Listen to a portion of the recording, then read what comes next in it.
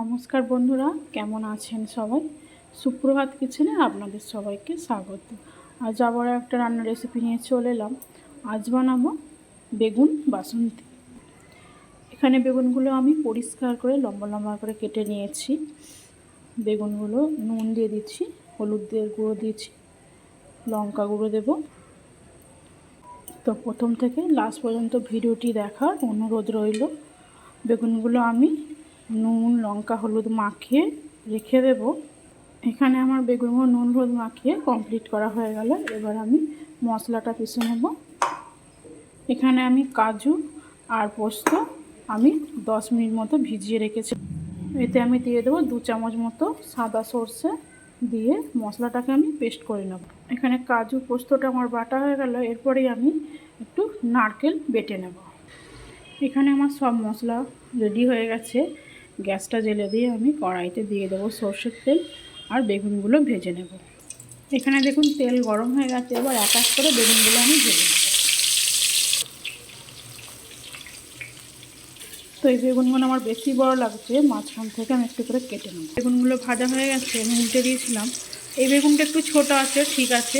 ওই বেগুনটা যেন খুবই বড় ছিল, তাই জন্য একটু কেটে দিলাম, ভাজাটা সুবিধা হবে। তো এইগুলো আমি ভাজা হয়ে গেছে, এগুলো আমি তুলে নেব। এরপরে আমি বেগুনগুলোকে দিয়ে আবার ভেজে নেব।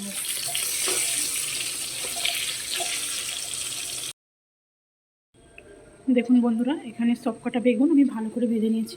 এবার মশলাটা কষে নেব। ওই তেলেতে দিয়ে দেবো 1 চিমটে হিং, দিয়ে দেবো ফোড়নে দেবো কালো জিরে আর একটা শুকনো লঙ্কা, দিয়ে দেবো বেটে রাখা আদা আর কাঁচা লঙ্কা।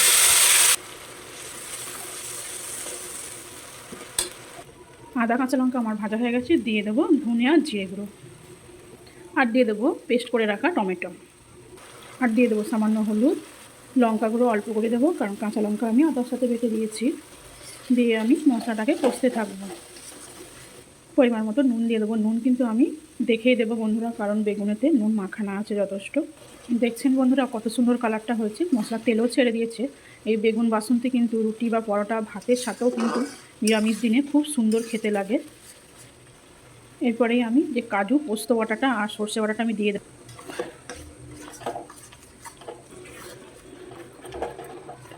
হালকা করে নেড়ে দেবো, কারণ কাজু দিয়ে আছে, নিচে লেগে যেতে পারে।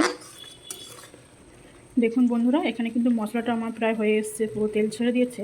আমি যে নারকেলটা পেস্ট করে রেখেছিলাম ওটা আমি এবার দিয়ে দেবো।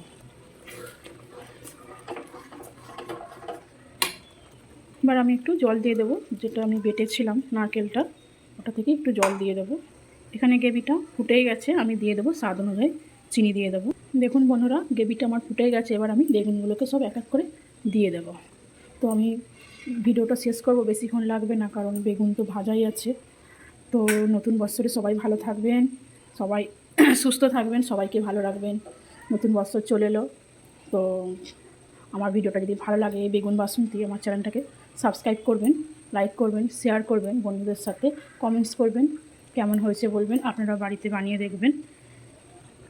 ওপর থেকে দিয়ে দেবো 4টে চেরা করা কাঁচা লঙ্কা, আর দিয়ে দেবো ওপর থেকে ঘরে ভাজা গরম মশলা, ভাজা মশলা। তো সবাই ভালো থাকবেন। নতুন বছরে 2025টা সবাই ভালো কাটুক। ভিডিওটা আমি এখানেই শেষ করলাম। ধন্যবাদ।